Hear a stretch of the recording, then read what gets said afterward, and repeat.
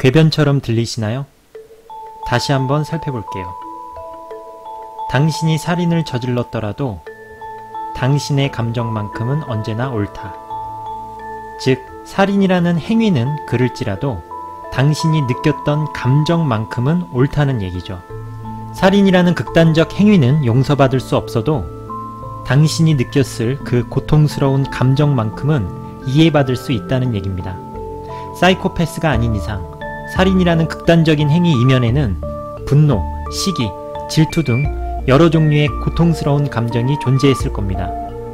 중요한 점은 행위와 달리 감정은 당신이 선택할 수 있는 대상이 아니라는 거죠. 감정은 상황과 맥락에 따라 마음속에 떠올라 그냥 존재하기 때문입니다. 따라서 행위에 대한 당신의 선택을 지탄할 수는 있어도 어떤 감정이 당신 내면에 존재했다는 사실을 비난할 수는 없는 겁니다.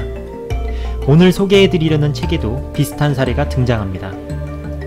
어느 날 엄마에게 전화를 건 딸은 뜬금없이 이렇게 물어보죠.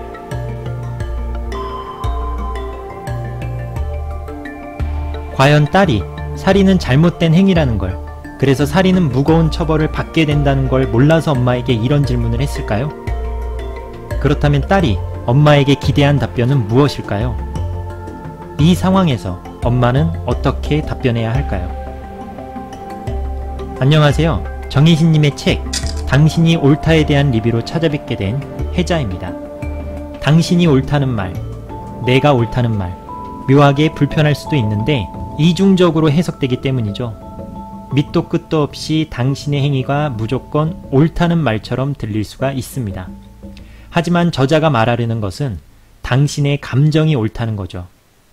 당신이 그릇된 행위를 저지른 상황일지라도 당신의 내면에 존재하고 있는 감정만큼은 언제나 오롯이 이해받아야 하며 공감받아야 한다는 게 이 책의 메시지입니다.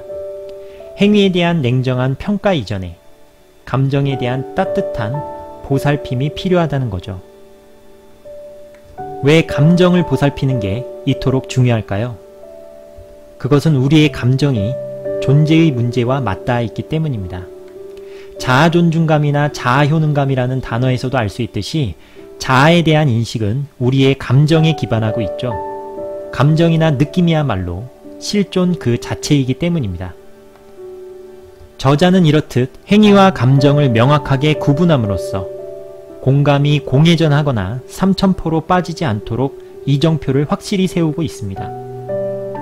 공감이 향해야 할 관역은 행위가 아니라 감정이라는 사실을 분명하게 보여주죠. 영감자인 이명수님 역시 충조 평판만 안 할 수 있어도 공감의 절반은 시작된 거라고 강조합니다. 사실 공감을 다짐하며 대화를 시작해도 겉으로 드러난 행위의 시선을 빼앗기다 보니 대화는 어느새 충조평판으로 흘러가기 십상이죠. 하지만 아무리 행위에 국한하여 충조평판을 하더라도 이는 결국 상대방의 감정을 소외시키는 결과를 낳고 맙니다. 따라서 행위를 밀어내고 그 이면에 존재하는 감정에 초점을 맞춰야 한다는 거죠. 겉으로 드러난 행위나 스토리에 현혹되지 말고 행위 이면에 과연 어떤 감정이 존재하는지 궁금해하고 들여다보고 온전히 인식해야 한다는 겁니다. 감정을 궁금해하고 들여다보고 인식하는 것, 이것이 공감의 핵심이라는 거죠. 그래서 저자는 인지적인 노력이 정말 중요하다고 강조합니다. 진짜 공감을 위해서는 정서적인 공감보다 오히려 인지적인 공감이 중요하다는 거죠. 이러한 맥락에서 저자는 공감을 타고난 감각이나 능력으로 바라보는 일반적인 인식에 대해서도 우려의 뜻을 분명히 표합니다. 공감을 그저 기계적인 경청이나 감정이입의 극대화 정도로 이해하는 사람들이 많기 때문이죠. 공감이란 상대방의 감정을 똑같이 느끼는 상태가 아니라 상대방의 감정이 충분히 이해되는 상태를 의미한다는 점에서 감정이입의 극대화를 강조하는 정서적 호들갑이나 기계적인 경청을 강조하는 감정노동으로부터 벗어나야 한다는 겁니다. 상대방의 감정이 그럴 수 있겠다고 충분히 이해되는 상태에 도달할 때까지 궁금해하고 들여다보고 인식하는 것. 따라서 공감이란 타고난 감각이나 능력이 아니라 철저한 노력의 산물인 셈입니다. 자, 여기까지가 공감에 관한 기본적인 스케치에 해당합니다. 하지만 아직 절반에 불과하죠. 공감을 향해 나아가는 과정은 양방향성을 띠고 있기 때문입니다. 지구는 자전함과 동시에 공전하고 있다는 저자의 탁월한 비유처럼 공감 역시도 자신을 이해함과 동시에 상대방을 이해하는 상호적인 작업이기 때문입니다. 상대방의 감정을 들여다봤더니 그 고통이 전이되기 시작합니다. 상대방의 감정을 정확하게 인식하고 충분히 이해했기 때문이죠. 하지만 이 경우에도 내게 전이된 고통의 출처는 상대방의 감정이 아니었습니다. 상대방의 감정을 들여다보는 과정에서 만난 나의 경험이나 기억, 그리고 그 경험이나 기억으로부터 촉발된 나의 감정이었던 거죠.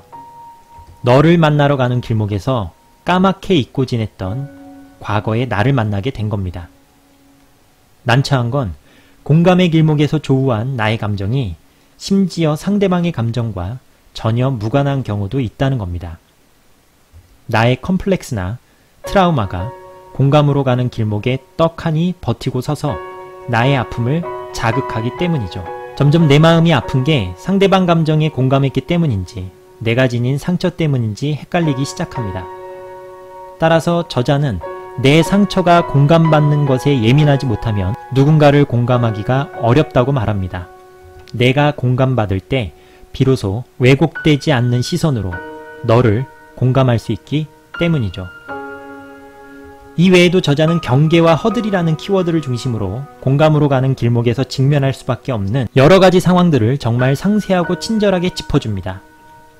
저도 제가 가진 심리적인 문제를 해결하고 싶어서 상담 관련 연수나 프로그램을 쫓아다니며 그동안 썼던 돈이 400-500 정도 되는데요.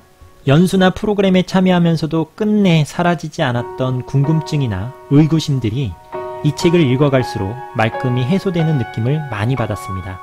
전문 상담 과정 중에는 1년 정도 소요되는 프로그램 하나에만도 200-300이 넘는 경우가 흔하기 때문에 400-500 쓴 걸로는 어디 가서 명함도 못 내미는 수준이지만 제가 400-500 써가며 배울 수 있었던 내용 그 이상이 이 한 권의 책에 압축되어 있다는 점을 강조하고 싶었습니다.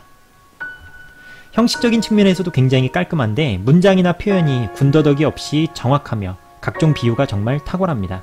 사례들 역시 저자가 직접 현장에서 부딪혔던 사건들이라 그런지 설명하는 내용들과 싱크로율이 매우 높고 정말 생생하게 와닿습니다.